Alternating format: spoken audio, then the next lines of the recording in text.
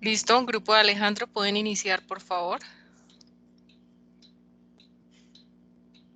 Listo, profe. Muy buenas tardes a todos y todas. Buenas Buenas tardes. tardes.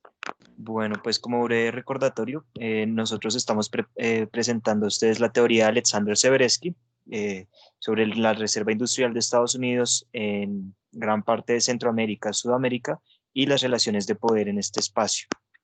Entonces, ahí en pantalla podemos ver la segunda multinacional que quisimos abarcar en el espacio de extracción minera, que es la minera Southern Copper Corporation.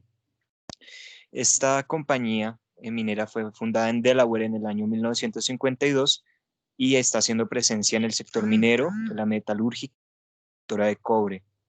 La sede principal está ubicada en Arizona y opera minas e instalaciones metalúrgicas en Perú y México, donde produce concentrados de cobre, molibdeno y zinc.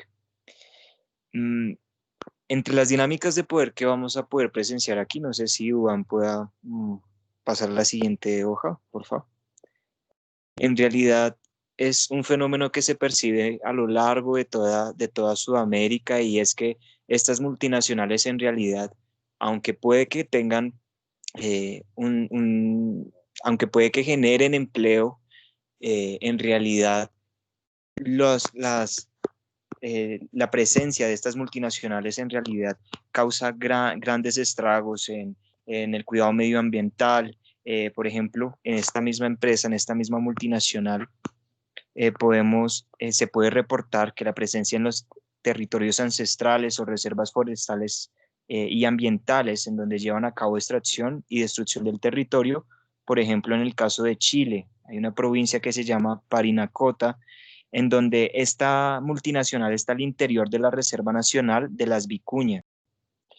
Aunque el Estado chileno lo declara como zona protegida en el Sistema Nacional de Áreas Silvestres Protegidas, allí es llevada a cabo extracción y perforación con diamantina. Otro punto también es cuestión de la preocupación del uso del recurso hídrico y de la contaminación en toda la zona andina, junto con emitir gases que contaminan el medio marino por efecto de la precipitación de lluvia ácida, de las partículas en suspensión, que reducen la existencia de peces y mariscos. Esta imagen que vemos ahí en la diapositiva da cuenta de una actividad que fue denunciada por algunas congregaciones católicas ahí en la ciudad argentina de Neuquén, en donde la presencia de esta multinacional está ocasionando contaminación en la cuenca del río Catán, que es la que utilizan estas personas como fuente de abastecimiento para todos los habitantes de la región. Entonces, toda esta explotación de cobre podría provocar que en el río Catán desaparezca por completo. Entonces, básicamente, estas relaciones de poder de estas multinacionales estadounidenses de extracción minera, todo el tiempo van a estar actuando en estos dos sentidos: o hacen presencia en territorio indígena ancestral, dañando, o es hídrica. Y eso fue este es mi pequeño aporte para esta parte de la teoría de Seversky en esto de la extracción minera.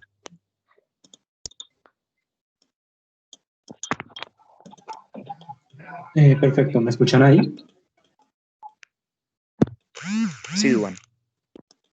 Perfecto. Entonces, bueno, como ya lo había mencionado pues, la clase anterior, nos quisimos basar principalmente en tres fundamentales para las multinacionales, los cuales son pues, lo que ya explicaron anteriormente, que es pues, las minas principalmente, como los metales preciosos, la explotación de estos.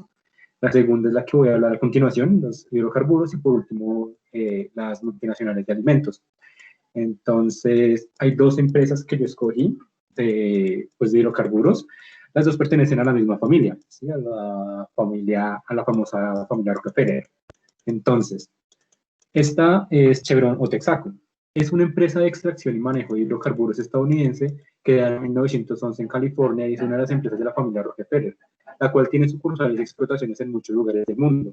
En Latinoamérica tiene sucursales en Argentina, Bahamas, Bermudas, Reino Unido, Bermudas, que es perteneciente a Reino Unido, Brasil, Canadá, Chile, Colombia, El Salvador, Estados Unidos, Groenlandia, que pertenece a Dinamarca, Guatemala, Honduras, Jamaica, México, Panamá, República Dominicana, Surinam, Trinidad y Tobago, Venezuela. Bueno, esas son las principales. Dispone de importantes yacimientos petrolíferos, de gas natural, refinerías de petróleo y buques de petróleo. Por su volumen de venta, ocupó en 1983 el 11º lugar entre las mayores empresas industriales del mundo de economía y del mercado. En dicho año obtuvo unos beneficios de 1.590 millones de dólares, empleó 40.000 trabajadores. Según una investigación de 2019, Chevron, con emisiones de 43.350 millones de toneladas de CO2, equivalentes de 1965, fue la compañía con las segundas emisiones más altas del mundo durante ese periodo. A comienzos de 1984, adquirió la propiedad de la Gulf Oil Corporation por un importe de 13.400 millones de dólares y cambió su nombre por el de Chevron, firma que en 1987 ocupó por su volumen de ventas el puesto número 23 entre las mayores empresas industriales del mundo de economía de mercado. En 2009 fue clasificada por la revista Fortune como la quinta empresa con mayor caudal monetario del mundo. Entonces, a continuación, pues hablaré un poco sobre lo que ya mencionó Alejandro, como las implicaciones que tienen estas multinacionales. Y esta ha sido una de las más cuestionadas por el poder que tiene y por la negación de actividades como derrames y contaminación en lugares donde extraen petróleo. Y donde de una manera muy evidente se pueden apreciar es en Ecuador, lugar donde un accidente de derrame de este recurso contaminó una parte de la Amazonía de este país, específicamente en la región Lago Agrio. Esta es una información que se encontró pues, en muchas fuentes y es muy importante porque se dice que en esta región, o sea, se derramó muchísimo petróleo y la compañía, la multinacional, no quiere responder. Entonces contaminó muchísimo territorio y cierta parte de ese territorio también pertenecía a comunidades ancestrales. Entonces, también esto se llevó a juicio, a La Haya, y realmente en lo que investigué, lo más reciente dice que el fallo fue a favor de la multinacional, que ellos no tenían la intención, o sea, no tenían la culpa de ese derrame y ahora están pues, poniendo en cuestionamiento cuánto dinero tiene que desembolsar el Estado ecuatoriano a esta empresa simplemente por haberlos acusado del derrame de crudo y como ellos no en lugar de ellos pagar el dinero, le tienen que pagar es el Estado ecuatoriano. Entonces, era esa parte la que quería como resaltar de esta empresa. La próxima empresa, también perteneciente a la familia Rockefeller, es la empresa Exxon, ¿sí? ExxonMobil Corporation es una empresa petrolera estadounidense. Fue fundada como Standard Oil Company en 1870 por John D. Rockefeller. Organizada como Trust en 1882 a 1892, agrupada posteriormente como la Standard Oil Co. of New Jersey a partir de 1899. Y finalmente fraccionada en 1911 en virtud de la ley Sherman antimonopolios en el controvertido caso Standard Oil Co. Esta empresa opera principalmente en el sector petroquímicos, energía eléctrica, petróleo y gas, la cual dicen algunos es la peor empresa del mundo, por motivos tales como el apoyo en guerras civiles en África, para obtener permisos para la extracción de petróleo, o ayudando económicamente para el abastecimiento de armas, y de igual manera, apoyo de dictaduras para obtener relaciones con los mismos y seguir con la extracción de recursos. Demostrando así las relaciones de poder que esta compañía tiene en algunos de los 40 países en los que se extiende entre ellos los países del continente de América, los cuales son Argentina, Bahamas, Barbados, Bermudas, Brasil, Canadá, Colombia, Estados Unidos, Guadalupe, Guatemala, Guyana, Islas Caimán, Islas Marshall, Martinica, México, República Dominicana y Uruguay. En contradicción con Chevron, en 1989, con el accidente denominado desastre del Exxon Valdez, dando un paso al vertimiento de millones de litros de crudo, el cual se extendió sobre más de 2.000 kilómetros de la costa. Por este motivo, la Corte Suprema de Estados Unidos falló en contra de la multinacional, ordenando que ésta debía desembolsar de 2.500 a 507 millones de dólares para el mantenimiento y la retribución a pescadores y habitantes en general. La cifra fue variada años atrás, y finalmente una Corte Federal de Apelaciones impusieron la cifra de 2.500 millones de dólares a esta empresa pues, por el derrame.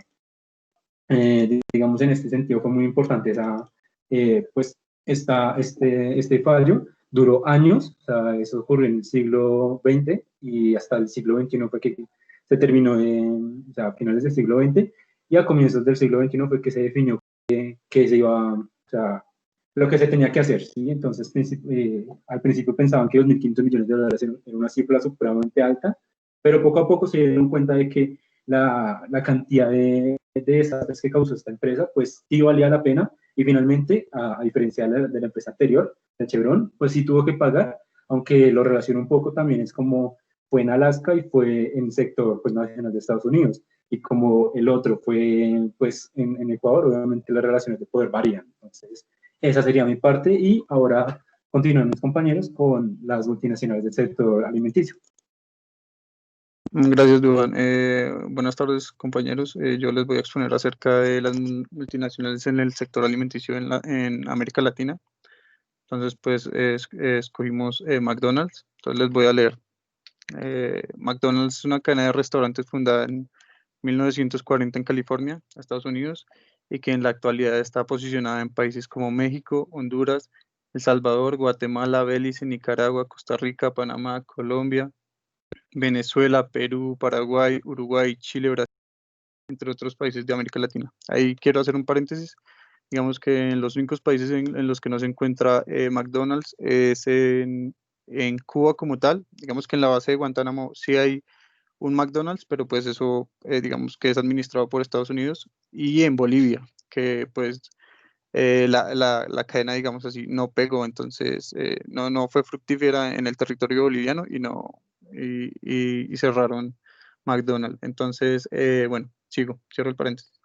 Su expansión comienza a mediados de los años 60, en donde la franquicia empieza a establecerse en diferentes partes del territorio estadounidense, y para el año de 1972, 32 años después de su fundación, tenía 2.000 establecimientos dentro del país norteamericano, en lugares como Illinois, Ohio, Arizona, entre otros estados.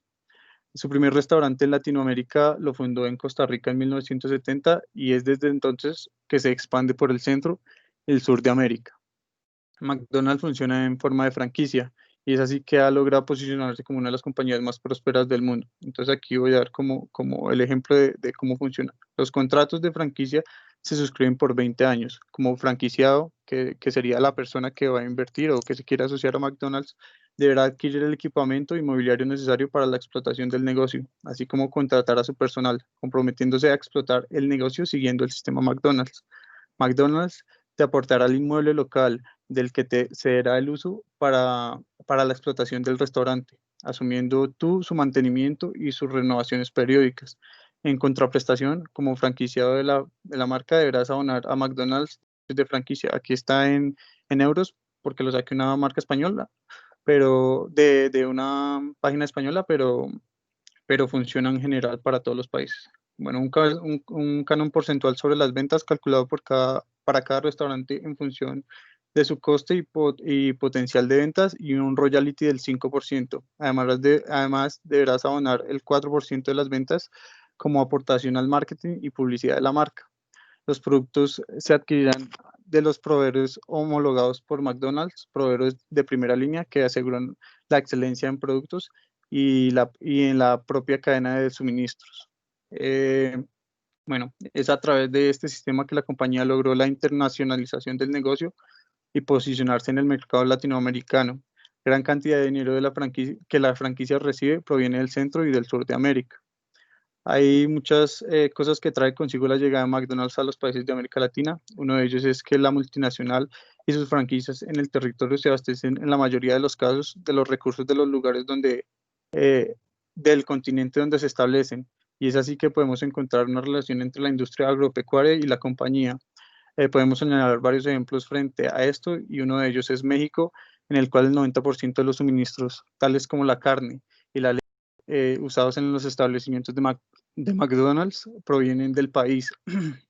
Es el campo argentino donde se produce la carne, las papas y demás ingredientes para elaborar sus tradicionales combos de hamburguesa que se venden en los establecimientos de la multinacional argentina. Y en el caso colombiano podemos encontrar que la compañía tiene varias extensiones de tierra destinadas al cultivo y la actividad ganadera por ejemplo, la Hacienda Belén en Montería, la Hacienda Carrizal en Sámaca y la Mancha en Gachancipá. Es así que una buena parte de los terrenos usados para actividades agropecuarias son destinados a la producción de comida rápida que vende la franquicia. Con esto podemos observar la influencia que tiene McDonald's en los tipos de producción agrícola y sobre todo y sobre las economías nacionales, ya que la demanda de los productos fast food, que es comida rápida, en los países latinoamericanos implican grandes extensiones de tierra con ritmos de producción agrícola y ganadero acelerados, aparte de que sobre los territorios empieza a haber un tipo de disputa sobre las empresas locales, un tipo de disputa donde las empresas locales no pueden competir contra las empresas extranjeras en relación de precios porque las políticas de los estados tienen beneficios para los capitales extranjeros sobre los locales. Hasta ahí iría yo. Creo que sigue Natalie. Bájalo, Duan. Por favor. Hola, buenas Natalie, tardes. Aló, hola. Ahora sí. ¿Puedes bajarlo otro poquito? Bueno, subirlo.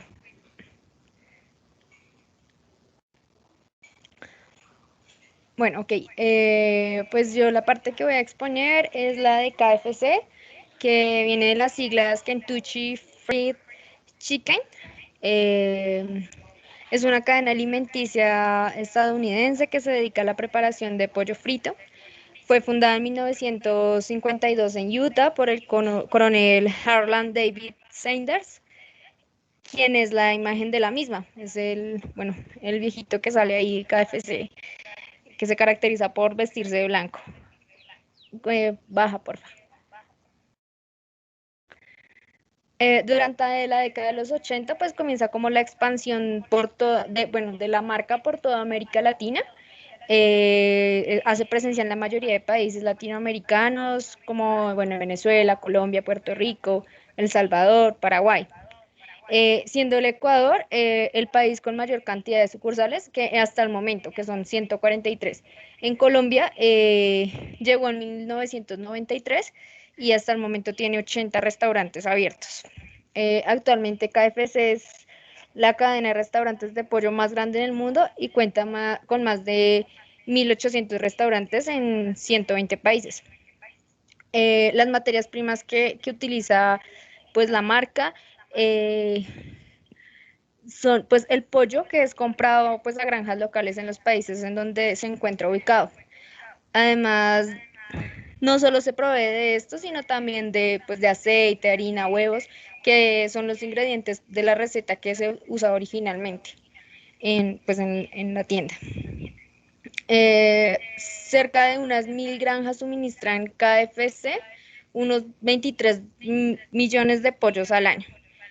El pollo, o sea, un dato que es importante es que el pollo en América Latina para el año 2019 presentó un fuerte crecimiento en el consumo, lo que hace que compañías como KFC, con la apuesta de brindar un producto no solo innovador, sino también saludable, pues aumenten las ventas y asimismo pues aumente la demanda que tienen estas granjas para la compra de pollo. Creo que está ahí, voy.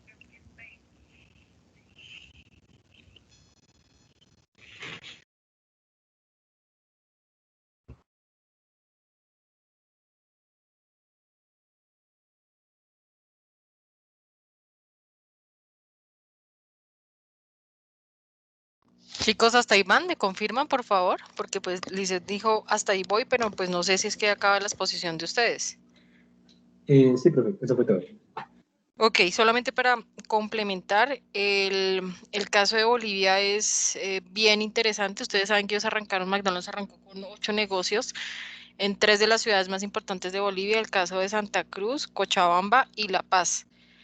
Y pues esto ha sido también análisis, digamos, de estudios de marketing y mercadeo, pues porque obviamente no se entiende por qué una comida rápida pues no pegó en un país de Sudamérica, ¿no? Y dentro de las razones que se atribuyen, pues por un lado obviamente está el costo que se ofrecía, un menú que eran $3 aproximadamente 25 pesos bolivianos, pero por ese mismo valor pues también se encontraba la comida tradicional, que es muy rica, sobre todo en algo que siempre ancestralmente está arraigado a Bolivia, que es el desarrollo de la misma papa. Además de eso, en Bolivia, como igual que en muchos países de Sudamérica, el acto de comer implica un desarrollo de carácter cultural. Y hay otras situaciones que para tratar de adaptarse y obviamente modificar de acuerdo a la gastronomía del lugar, en ese momento lo que intentó hacer McDonald's también fue colocar una salsa picante, que es la yaihua, que es la que se utiliza prioritariamente en Bolivia, pero pues esto tampoco les dio resultados. Entonces, eso para que por favor como que lo tengan en cuenta.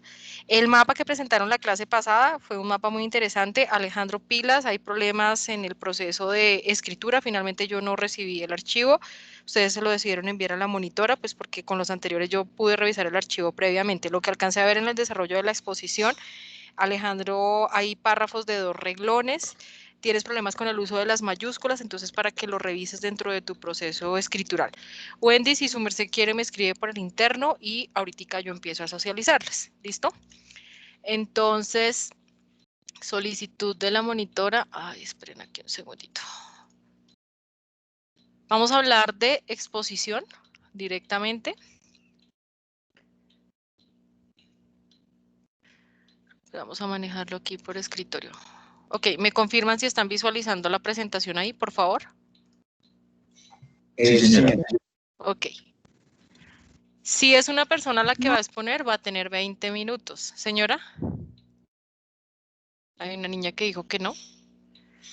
Si son 2 personas las que van a exponer, van a tener 30 minutos de tiempo. Y si son 3 personas, aquí no es 49, sino es 40. Son 40 minutos. De una vez lo arreglo, espérenme un segundito acá.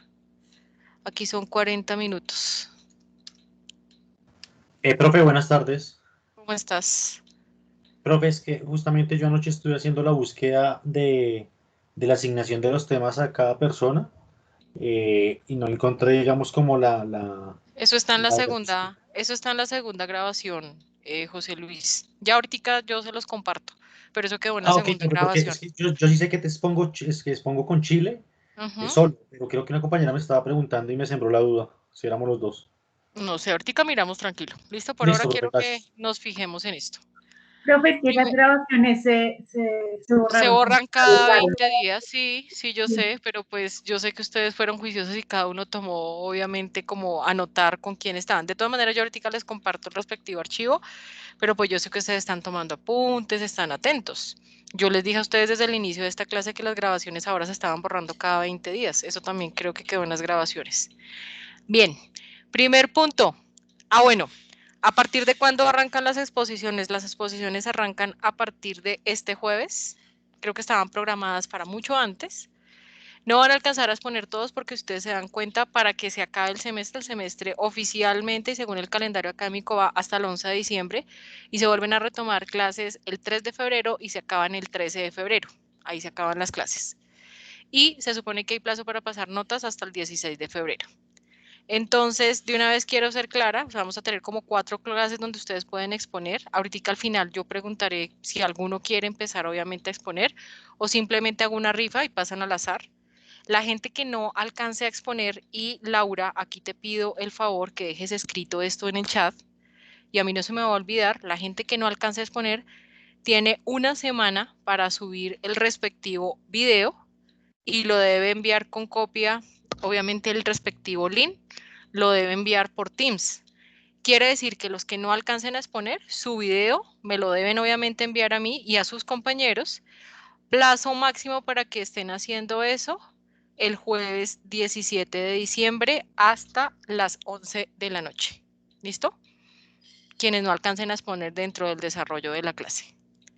Entonces voy a explicar punto por punto, pues porque obviamente ya se acabó como toda la parte de conceptualización. Faltan 2 temas, pero esos perfectamente los puedo trabajar obviamente cuando ingresemos nuevamente en la semana de febrero.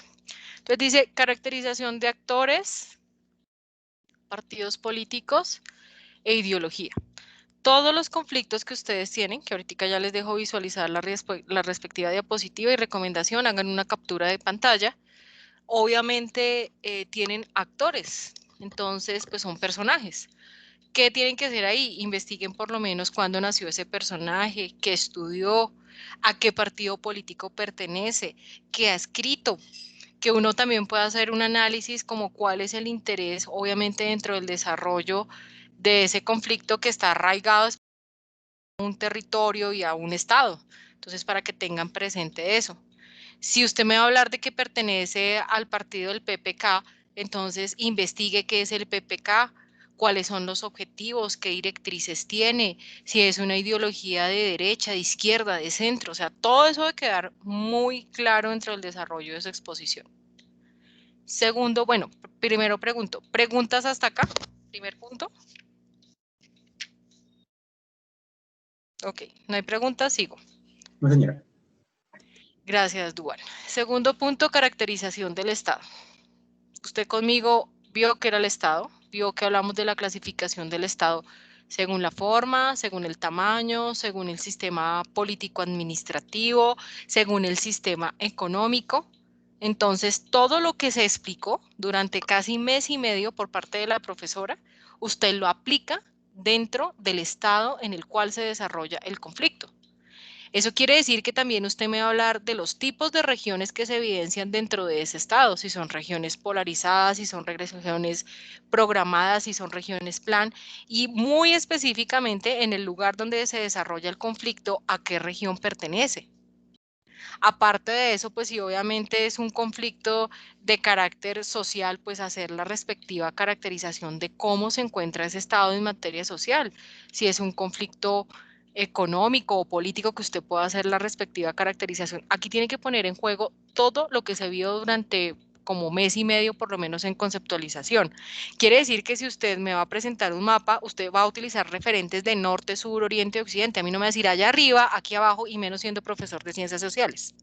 Usted pone en juego todos los conceptos que se vieron, absolutamente todos. Emplazamiento, localización, o sea, sea muy cuidadoso en el lenguaje que va a utilizar. Yo por eso les dije, necesito inicialmente hablar, necesito que ustedes hagan unos talleres, ahí se van a dar cuenta por qué era necesario hacer esto. ¿Listo? Línea del tiempo. Aquí sí les voy a quitar un año si les parece. Me parece que la línea de tiempo, si ya la tienen hecha, déjenla desde el 2017, pero también, digamos, 2017-2018 estaría bien. Hay conflictos de ustedes que algunos son muy puntuales.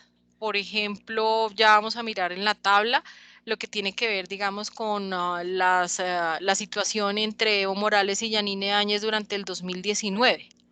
Pues solamente presentan la línea de tiempo de ese año. Pero la gran mayoría de conflictos necesito que las líneas de tiempo sean presentadas desde el 2018. Profe, pero es que mi conflicto viene de años atrás. ¿Qué se puede hacer? Uno hace una contextualización desde el punto de vista verbal, de explicar desde cuándo arranca ese conflicto, ¿cierto? Digamos, los que tienen Nicaragua, pues obviamente supongo yo que tienen que hablar del sandinismo, necesariamente. Y entonces, pues eso va de años atrás al 2018. Pero la línea de tiempo que yo visualizo, bien sea dentro del video o dentro del desarrollo de la clase, debe ser a partir del 2018. ¿Hasta cuándo? Hasta 2020, pero les voy a pedir un favor. No necesito que todos desemboquen en pandemia. ¿Listo? Porque pues obviamente digamos que ahorita todo se dirige obviamente al desarrollo de la pandemia, lo que los gobiernos están haciendo. Entonces, 2020, pero no le metamos tanto COVID, por favor. Es el favor que les voy a pedir.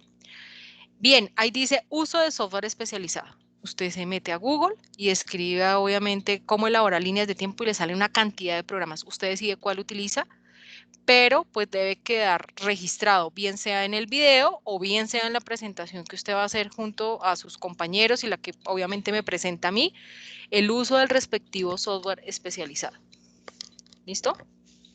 Bien, siguiente punto. Preguntas hasta ahí, perdón, pregunto. Sí, profe, de casualidad, ¿no tiene como alguna recomendación de estas fuentes de esos software especializados? No, porque es que eso depende de lo que cada uno quiera, porque es que mira, hay algunas líneas de tiempo que te permiten colocar imágenes, hay otras que simplemente te colocan texto, o sea, eso sí ya depende de lo que cada uno quiera hacer, por eso les digo yo, ¿cómo lo pueden buscar? La otra vez en un grupo, por ejemplo, les puse a hacer una infografía y la gente desconoce que en la infografía, digamos, se puede utilizar a través de PowerPoint. y se trabaja a través de Publisher. Entonces yo les dice ahí una recomendación, pero pues la gente, ahí sí lo dejo a libre albedrío de ustedes que puedan elegir. Por eso les digo, recomiendo que escriben software libre gratis en Google, muchas opciones, porque no todas las líneas de tiempo, digamos, tienen imágenes. Entonces por eso ahí sí les dejo a decisión de ustedes. Eso sí, por favor no lo vayan a hacer en PowerPoint, ¿no? Esa línea de tiempo sí tiene que mostrar obviamente el uso. Además hay software que ustedes saben que como es software libre, se los mantiene un mes. Algunos alcanzan a mantenerlo 2 meses, entonces tengan presente por favor eso. Tratamiento del tema, dice análisis del programa de gobierno. Todos tienen presidentes y todos los presidentes tienen, profe, pero el plan de gobierno tiene 300 páginas. Esta exposición está hace 3 meses, o sea, ha tenido tiempo suficiente para mirarlo. Yo recomendaría aquí que los equipos de trabajo o la persona que tiene el respectivo tema, pues obviamente tenga un cuadro y que en ese cuadro pues obviamente pueda establecer que busca obviamente ese programa, ese plan de gobierno a nivel social, que busca a nivel político, que busca a nivel económico, que busca a nivel ambiental y que pueda examinar también en el trayecto de ese mandato con qué se le ha cumplido a la gente y con qué no se le ha cumplido todavía. ¿Listo? Siguiente, conflictos y problemáticas. Pues ya ahorita los voy a escuchar a ustedes, yo solamente estoy recordando, ahorita voy a hacer un sondeo que he hecho cada... ¿Listo? Profe, pena. En cuanto a la parte de dimensión social política, bueno, lo del plan de gobierno, ¿tiene que ser el plan de gobierno del, pues, del gobierno actual o debe Sí. ser también... No, listo. solamente del gobierno actual, mujer, solamente del gobierno actual. ¿Listo? Listo, profe. Con eso Gracias. es más que suficiente. De una vez quiero ser muy clara, no hay pretextos, profe, es que no me sirve el micrófono. Búsquese la manera ese día de conectarse desde una café internet, ya todo está abierto, consígase los micrófonos, pídale prestado el celular a alguien, pero usted sabe que ese día tiene exposición. Yo ahorita doy como el orden, por eso obviamente está cuánto puede durar una persona, cuánto 2 personas, cuánto 3 personas, ahí está el tiempo. No quiero pretextos de esos. De una vez soy muy clara. Igual, por Teams usted puede también grabar un video, creo que es SharePoint, la herramienta que le permite hacer eso. Creo que ustedes ya han explorado eso. Dice, ok, mapa geográfico elaborado por los expositores. En taller de geografía, creo que ustedes les enseñaron, no tengo problema en que, digamos, la plantilla la busquen en internet, pero recuerden que todos los mapas deben llevar escala, tienen norte geográfico, tienen convenciones. Los mapas que ustedes encuentran del conflicto que cada uno o por parejas o por tríos están trabajando, pues son mapas básicos, ¿no? Entonces, digamos, si ustedes van a hablar de las protestas en Chile, pues obviamente yo creería que además del mapa van a utilizar planos para que uno empiece a mirar las movilizaciones dentro de las ciudades más importantes de Chile hacia dónde se dieron y aparte de eso ustedes utilizan convenciones, por eso ustedes utilizan Google Maps o utilizan la herramienta que utilizamos en los primeros talleres y gestan sus propias convenciones para que uno mire cuántas personas fallecieron, cuántas personas quedaron heridas, la afectación obviamente de estaciones de tren, las afectaciones de estaciones de Transantiago, la afectación hacia las empresas, todo eso debe quedar registrado, sobre todo siendo profesores de ciencias sociales. Entonces, utilicen herramientas suficientes para poder demostrar. Ahorita igual voy a preguntarles a cada grupo qué es lo que van a representar. Impactos, yo aquí me armaría nuevamente una tablita. ¿Cómo ese conflicto afectó localmente, es decir, al país donde se presenta? A nivel regional, ya habían hecho previamente una identificación de las regiones. Igual ahí podemos mirar las distintas regiones de Sudamérica y a nivel mundial, ¿qué implicaciones tuvo ese conflicto? Tipos de conflictos. Cuando ustedes miran, digamos, hay diferentes categorizaciones y organizaciones, ¿no? Entonces hay conflictos de larga duración, de mediana duración, hay conflictos dependiendo también de las problemáticas que se van a abordar, entonces ahí se subdividen en 3, que son los que vamos a utilizar para poder definir. Entonces hay un conflicto que tiene que ver con comunicación, pero no es el caso en ninguno de los conflictos de ustedes. Hay conflictos que se llaman conflictos de intereses o necesidades, donde están la mayoría de las temáticas, y dentro de conflictos y necesidades uno puede encontrar conflictos sociales, cuando no se atienden obviamente a la subsanación de necesidades básicas, salud, educación, vivienda. Están conflictos obviamente políticos, hay conflictos desde el punto de vista ambiental, y ahí estaría obviamente todo de alguna manera el usufructo de recursos sin un proceso de planificación. Hay conflictos territoriales, hay conflictos económicos, las crisis, por ejemplo, que se están evidenciando en este momento, bueno, que ya llevan una cantidad de años para el caso, obviamente, de Argentina, todo eso estaría ahí. Profe, ¿mi conflicto puede pasar por 2 o más categorías? Sí. ¿Qué necesito en esa parte de la exposición? Que usted me diga, mire, mi conflicto es social, político y económico por las siguientes razones, es decir, argumente. Y la tercera categoría de conflictos obedece a conflictos culturales, y dentro de lo cultural están arraigadas situaciones que tienen que ver obviamente con cultura o con religión. Creo que para el caso de los que se escogieron para Latinoamérica, perdón, para América en general, no tendrían, bueno, sí, el de Estados Unidos sí, porque creo que tienen racismo. Y octavo, alternativas de solución. Entonces ustedes obviamente como que proponen. Niños, preguntas sobre esto, por favor. ¿No hay preguntas? Sí, profe. Digamos, en el Señor. mapa tendríamos que poner como, digamos, las razones o, digamos, por ejemplo, conflictos políticos, como si surgió por tales Duván, regiones. vamos a hacer un ejercicio contigo. Duván, ¿qué tema tienes tú? Profe, yo tengo el caso de Evo Morales y pues de... Yanine Áñez, ¿no? Sí, sí, señor. Creo que es. Así, ahí lo tengo. Mira, crisis en Bolivia, Evo Morales y Yanine Áñez. Sin embargo, Duván, no olvides lo que pasó hace muy poco en Bolivia. Entonces tienes que traerlo hacia lo que ha sucedido también en el 2020. Bueno, entonces, Duván, según lo que tú has investigado, vamos a hacer un ejercicio primero contigo. ¿Qué representarías tú dentro del mapa? Cuéntame. Pues si te soy sincero, realmente no he investigado mucho, entonces no sabría decirte. Ay, mi vida, ¿y qué tal que le toque este jueves? Su merced que es tan querido. Ruega a Dios que no le toque este jueves. Voy a hacerlo contigo y a nadie más le voy a decir, porque en serio ese era el ejercicio que yo tenía para el día de hoy. Se los he avisado, creo que llevo 2 semanas y me diciéndole como, traiga dudas, pregunten. Duan, ¿yo qué haría en Bolivia? Uno, el establecimiento obviamente de los grupos indígenas, necesariamente hay que hacerlo. El establecimiento en el territorio de la CONAI, que me parece que es como importante dentro del desarrollo de este conflicto. La ubicación obviamente del aeropuerto de La Paz, que se convirtió de alguna manera en un campo de batalla. Tienes que mirar también, hay unas ciudades, cuando tú estés examinando el desarrollo de tu conflicto, que pues obviamente se movilizaron tanto grupos urbanos como activistas, como militantes, como jóvenes universitarios.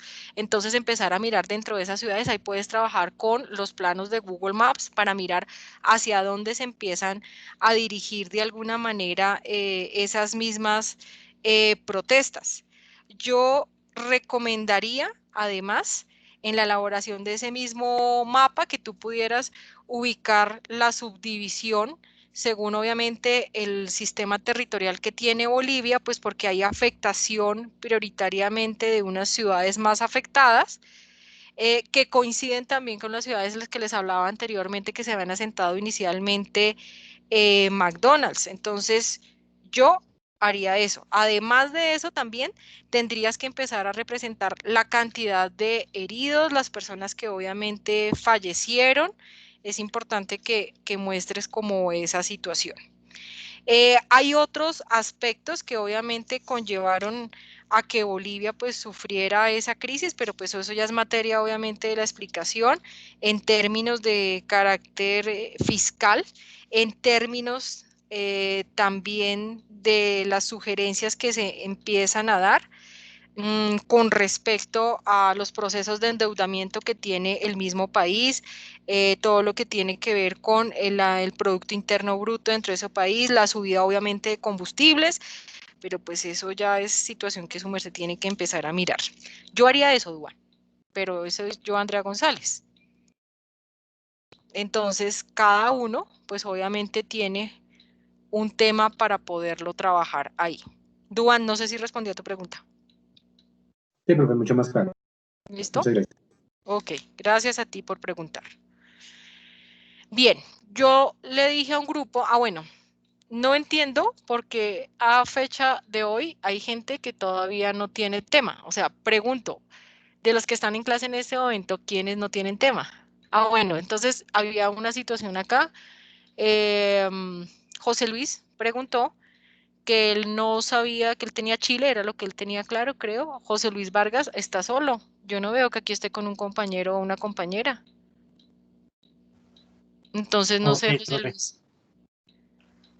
No, profe, es que justamente esta semana estuvimos hablando con varios compañeros del seminario y Sí, pero teníamos hay esa duda. temas, ok, hay temas que son 3 personas porque la profesora dijo desde un inicio, si ustedes recuerdan, lástima que la grabación ya se haya borrado, pero yo sí recuerdo que la primera vez que asigné temas, yo dije, obviamente para Venezuela tienen que trabajar 3 personas, eso era evidente.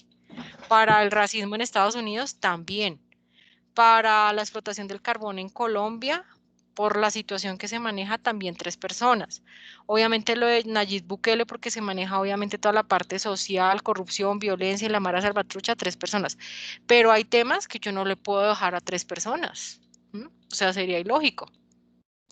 Esta persona ya no. Ay, espéreme la Profe, ahí cosa. yo te pediría el favor, digamos, como que si nos dejas ver la presentación más grande para tomarle el pantallazo.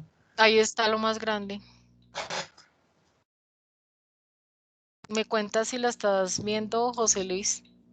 Eh, sí, Es profe, lo, más o menos. es lo Igual más también grande, lo más creo grande que que. también en un momento de la segunda clase habían como unos textos guías pues para apoyarse en el tema.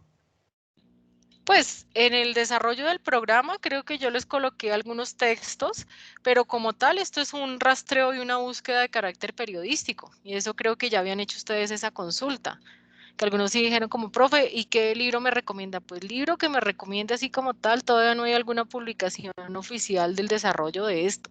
Tienen que hacer una búsqueda muy juiciosa a nivel periodístico. Profe, porque por lo menos, digamos, yo lo que he venido planteando para mi exposición, evidentemente Chile es un país que por la coyuntura actual, el conflicto es político, social, económico y ambiental.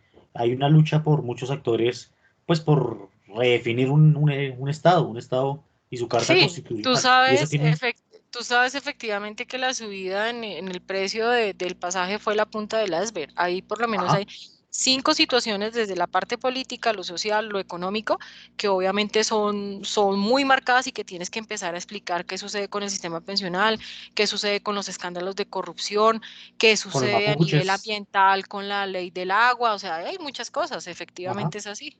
Sí, profe, yo más o menos lo he pensado también como enfocar en las expectativas que se puedan tener con respecto a la nueva constitución, porque evidentemente la gente está dejando atrás la constitución de Pinochet, entonces... Ujú. Bueno, espérame un segundito. Sí, dime, José Luis, qué pena. No, profe, entonces era eso, o sea, es como problematizar pues que evidentemente eh, se quiere cambiar el Estado y la manera en que él arbitra y organiza y apropia y hace política en el territorio chileno. Sí, sin embargo, eso no se escapa, José Luis, para que tú hagas un análisis del plan de gobierno, obviamente, de Sebastián Piñera, ¿no? No en el anterior mandato, sino en el mandato actual. O sea, con qué se comprometió y obviamente por qué la gente también está molesta. Hacer un análisis, digamos, de discurso cuando arranca toda este conflicto, ¿no? Si tú recuerdas, él decía que él accedió a escuchar a los más necesitados. Esos análisis de discurso también son interesantes en el desarrollo del marco de un conflicto.